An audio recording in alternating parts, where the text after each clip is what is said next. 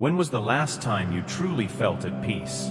Not just a fleeting moment of calm, but a deep, lasting sense of serenity that carried you through the day. Take a moment to think about it. Was it this morning? Last week? Or does it feel like peace is something distant, almost unreachable in the chaos of daily life? If peace seems out of reach, then perhaps the question isn't about where to find it, but about how we cultivate it. Because peace isn't something that falls into our laps. It's something we nurture through intentional choices and spiritual habits.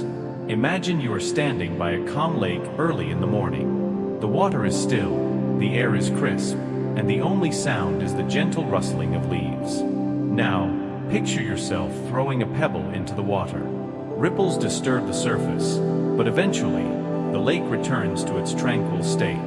Our minds are like that lake. Life throws pebbles, stress, distractions, conflicts, but if we cultivate the right spiritual practices, we can return to stillness. So let me ask you, what are the pebbles in your life?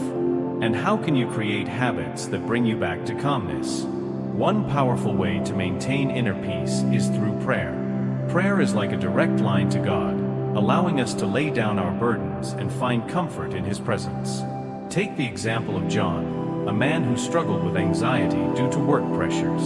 Each morning, John began his day with 5 minutes of prayer. He would thank God for the blessings in his life and ask for guidance in his challenges. Over time, he noticed that his anxiety lessened. If prayer can transform John's mornings, then what might it do for yours? And if you don't already have a habit of prayer, what would it look like to begin today?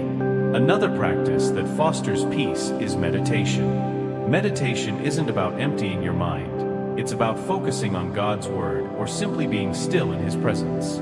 Let's consider Maria, a mother of 3 who felt overwhelmed by her busy schedule. She started setting aside 10 minutes each evening to meditate on Psalm 23. "The Lord is my shepherd, I shall not want." This simple practice helped her let go of the day's worries and trust in God's provision. So let me ask you, if you carved out just a few minutes a day for meditation, then how might your perspective change? Reflection is yet another key to spiritual peace. It's about taking time to think deeply about your actions, choices, and connection with God. For instance, David kept a journal where he wrote down his prayers, struggles, and moments of gratitude. Looking back on these entries, he saw how God had been working in his life, even in ways he hadn't realized at the time. If you were to start a similar habit, then what insights might you uncover about your own journey? And if you're not reflecting regularly, why not start tonight? Community also plays a vital role in maintaining peace. When we gather with others who share our faith, we find encouragement and support. Picture Lisa, a young woman who joined a small group at her church after feeling isolated for months. Through their weekly meetings, she found not only friendships but also a renewed sense of purpose. If Lisa had remained alone, then she might have continued to struggle. So, do you have a community that lifts you up? If not, how might you seek one out? Finally, let's talk about the importance of gratitude.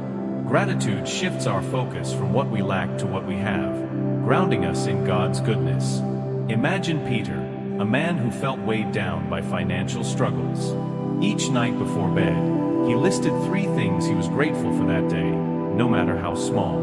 Over time, Peter's outlook shifted from one of despair to one of hope. If gratitude can reshape Peter's mindset, then what might it do for yours? And what are 3 things you're grateful for right now? If we practice prayer, then we build a deeper connection with God.